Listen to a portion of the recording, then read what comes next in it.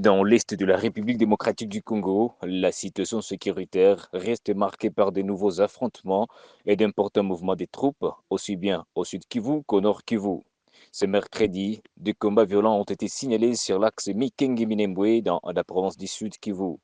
Selon une source administrative locale, les affrontements ont opposé les combattants Twirwaneho aux forces armées de la République démocratique du Congo, appuyés par des groupes d'autodéfense dits Wazalendo, ainsi que par des éléments de l'armée burundaise.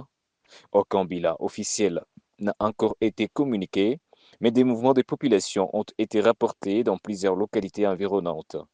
Ces combats interviennent alors que l'armée congolaise et ses alliés annonçaient récemment la reprise de Mikenge. Sur place, les responsables militaires exhortent le gouvernement à reprendre le contrôle de l'hôpital général de référence de Mikenge, qu'ils considèrent comme une infrastructure stratégique à sécuriser en priorité afin de garantir l'accès aux soins et d'éviter toute occupation par des groupes armés.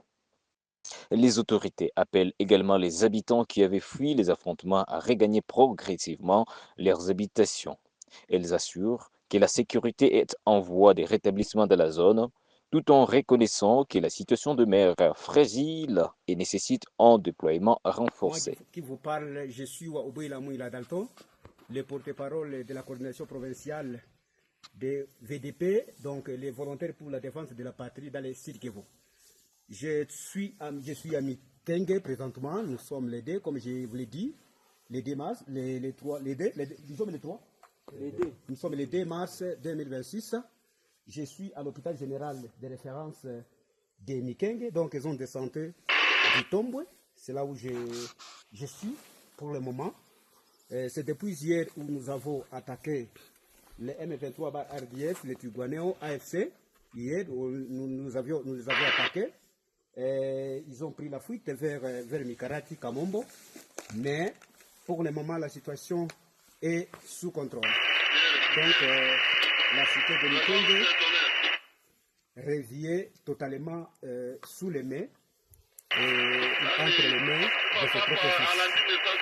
Donc, nous demandons à la population de Mikenge qui se trouve à Kangouli, qui se trouve à Itombe Forêt, de retourner à Mikenge parce que pour le moment la situation est sous contrôle de Wazalendo et FRDC. Encore une fois, merci. Tosengi na batu nyoso oyo bazomona ngai molobeli ya Wazalendo na Sud Kivu. Nazo senga na bango bayebisa population oyo ekimi parce que awa bomoni nazali boso nazali na oyo eza hôpital général de référence ya Mikenge, oyo eza hôpital général de référence ya Mikenge, oyo yebi Mikenge amo déjà naza na hôpital. Tobetaki bamunguna awa M23 bar RDF AFC, tobetaki bango lobi, tobenganaki bango, bakimaki bango nyonso bapalangane, mususu bakendaki na kote ya nini ya Kamombo, mais nabanzi ke na matokeo tozala na yango tozolanda bango ti na Kamombo na Bijabo na kasi kuna nde bakimaka mikolo mingi. Alors tozali awa na iko pesa information ya koloba ke mboka ya Mikenge ezali na maboko ya gouvernement, ezali na maboko ya FRDC, ezali na maboko ya Wazalendo. Merci. Bako sabino te, munguna aza makasi te, tokolanda ye, bisika autaki. Merci beaucoup.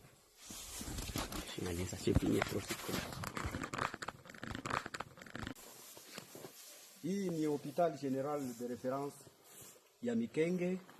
Hapa tuko le 2 mars 2026.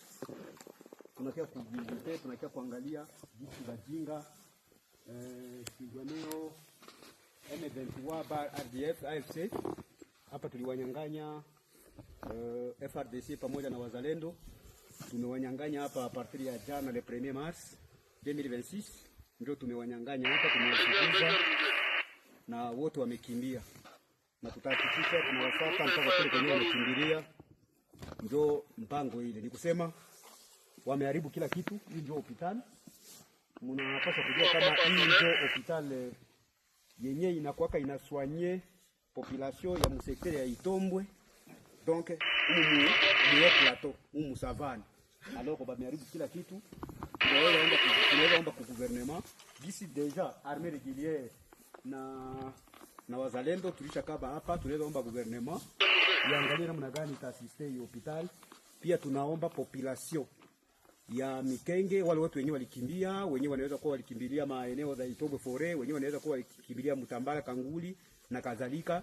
Tunaweza waomba waanze kurudia, sababu deja mwingine ya Mikenge iko sous contrôle armée régulière pamoja na wazalendo.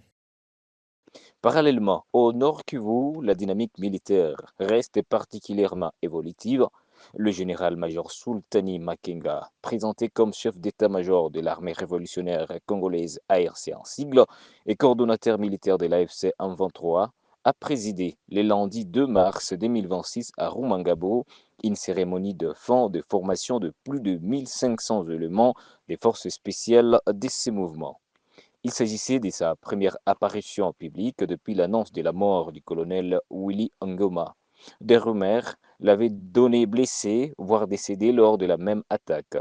Lundi, il est apparu en public, vivant et en bonne santé, lors de la cérémonie de clôture. Selon les responsables de l'AFC M23, ces nouveaux éléments sont désormais prêts à être déployés. Cette présentation est intervenue le même jour où les États-Unis ont annoncé des sanctions contre les forces de défense du Rwanda et plusieurs de leurs hauts responsables pour leur soutien présumé à l'AFC M23 dans l'est de la RDC. Aucune réaction officielle n'a été enregistrée dans l'immédiat du côté de Kigali. Sur le terrain, la situation sécuritaire se détériore de nouveau dans les territoires de Walikale après 3 jours d'affrontements intenses entre les combattants de l'AFC M23 et l'armée congolaise soutenue par le Wazalendo. Les combattants ont consolidé leur contrôle sur l'ensemble des positions de Kibati dans le groupement Luberiké. Selon plusieurs sources locales, les forces gouvernementales se sont retirées de la zone à l'issue des combats, laissant Kibati sous contrôle des combattants.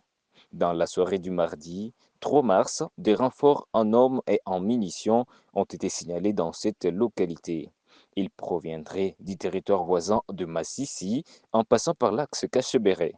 Des colonnes de combattants lourdement armés auraient été aperçues entrant dans la zone, renforçant les positions déjà occupées.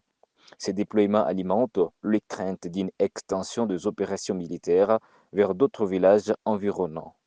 La population civile, déjà éprouvée par les combats récents, vit dans l'inquiétude face à une possible intensification des affrontements dans les prochains jours. Un calme relatif est toutefois observé ce mercredi 4 mars dans le triangle Buimba-Kazinga-Katoi, à cheval entre les territoires de Massissi et Walikale, dans la province du Nord Kivu. Cette accalmie fait suite à plusieurs jours d'affrontements entre les combattants de l'AFC M23 et les forces armées de la République démocratique du Congo FARDC, appuyées par le Wazalendo. Selon des sources locales, les armes se sont tues depuis mardi après-midi à la suite de la reprise des Kazinga par les combattants.